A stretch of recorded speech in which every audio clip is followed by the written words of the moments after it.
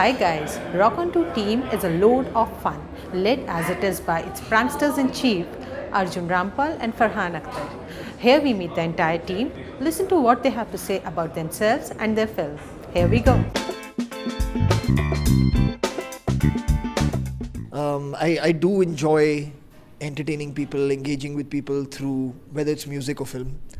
Well, I have to thank a very kick-ass team for that, who manage and schedule my days and my time. If it wasn't for them, I don't think I'd know how to go about it. So they are the people who do it for me.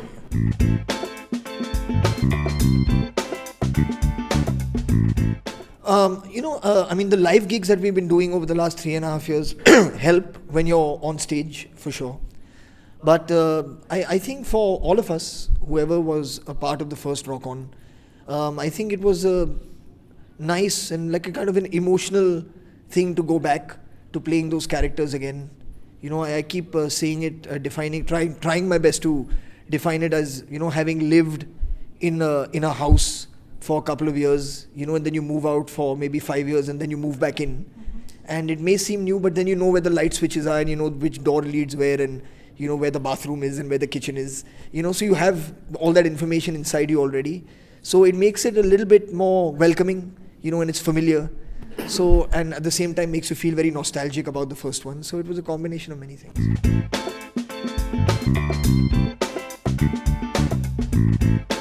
Bonding film for me, at least. Farhan and Arjun, I think they've had a chance to work with each other even before the first Rock On Dawn, etc. I don't know if there's another film also, but Dawn definitely all worked together with each other.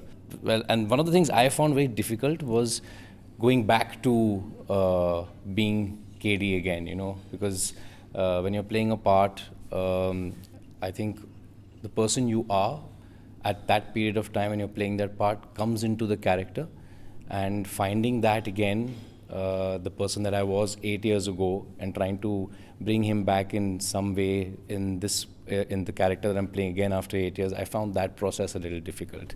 See, I mean, the experience obviously was very different because it's a different film.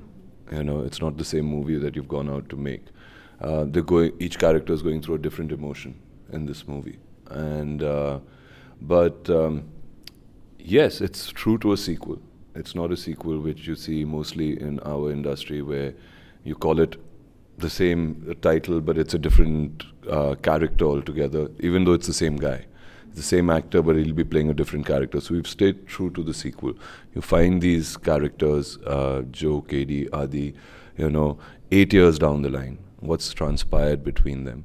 And we all change through time. But then when you see these beautiful faces out there, and then you know you're hanging out with them, and the pranks start, and the same kind of you get, as Farhan said, you know, nostalgic about how you discuss the experiences you had on the previous one, and they're so fresh in your mind still.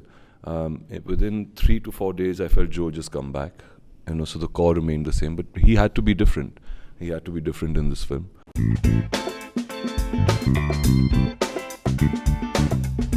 So when I saw the first Rock On, I keep saying this in every interview, I love the movie so much. I love the camaraderie between the band so much, the story, the characters, the moments, the music, everything about it so much that I told my parents and my brother that if they make a sequel to this film, I'm going to be in it. And there was no idea that how that would pan out or what or when. So when I somehow heard that they're making the film, I called up Ritesh and I was like, why don't you meet me? And he was very sweet. He was like, we would love to meet you. And, you know, we would, the only thing is we'd like to hear you sing, because this character needs to sing her own songs. So I went into Yash Raj Studios. Farhan was there, Shankar Ehsan Loy, they were there, SHUJAAT was there, and sang a couple of songs for them. And then he very kindly, they liked the way I sang. And that was great. And then Ritesh told me that please read the script, and if you like it and if you'd like to be a part of it, we would love to have you on board. So that's how it happened for me. So it's been a dream come true ever since the first Rock On. Yeah. I was welcomed by the big boys. Yes, all the time. I was very comfortable. Like no, it was very exciting for me. I'm very passionate about music as well, and to be part of a movie which is about music and musicians and has also affected so many people, it's a dream come true as an actor for me. And they welcomed me like I was at home, and never once I felt out of place. Of course, हंसी मजाक सबके बीच में चलता है, and there's a lot of play, and they are my big brothers. So ultimately, it is a new family you're entering, and there's there's a new there's a new feeling with a new family, and you get used to it after a few days, and you settle down into it.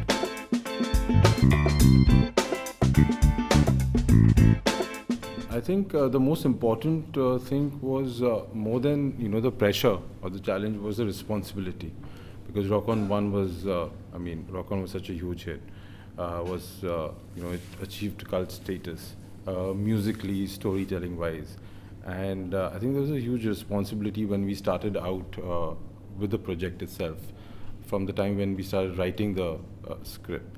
So we were very sure that it wasn't a sequel that we wanted to make just purely because Rock On was a successful film.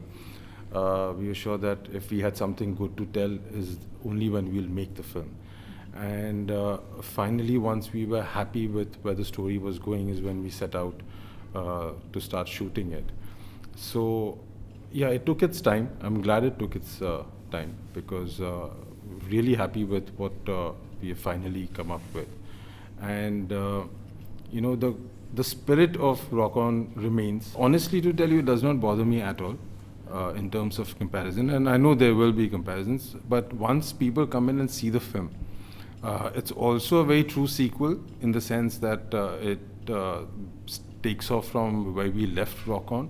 So it's a progressive story in terms of being a sequel. It's not something random with a random story kind of coming up.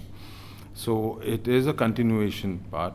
And I think once people come in and see it, they'll realize it is a different story, because in terms of the characters and, as I said, their growth and the battles that they're kind of fighting are much more internal. Also, in terms of the problems associated with us, we usually tend to get wound up in our own problems, and when we actually see what is happening around us, our problems seem to be really small. So the film is very relevant, especially in today's times. And I think it's a good film also for majorly for the youth to come in and watch, because it's quite aware of what is happening around us socially, politically, economically, in that sense.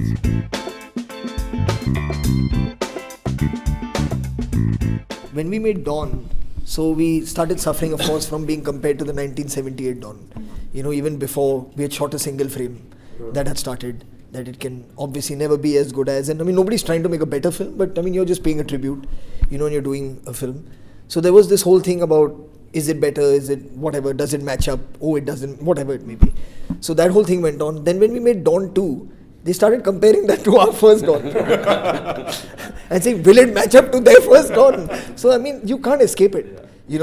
Like no matter what you do, like there will be comparisons the minute it goes into a sequel or a remake. But that's a part of this territory, and you have to just take it for what it is.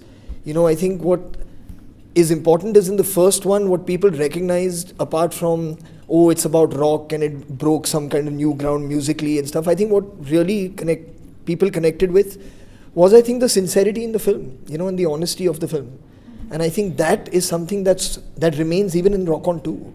And I feel, hopefully, that's what people will recognize when they see it, that it has the same sincerity and the same honesty of the filmmakers and of the storytelling.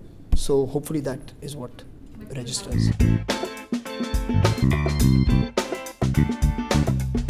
So I won't comment only on it then.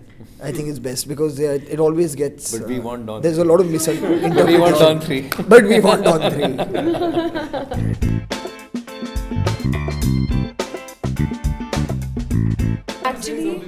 I'm actually the most mature out of the whole gang.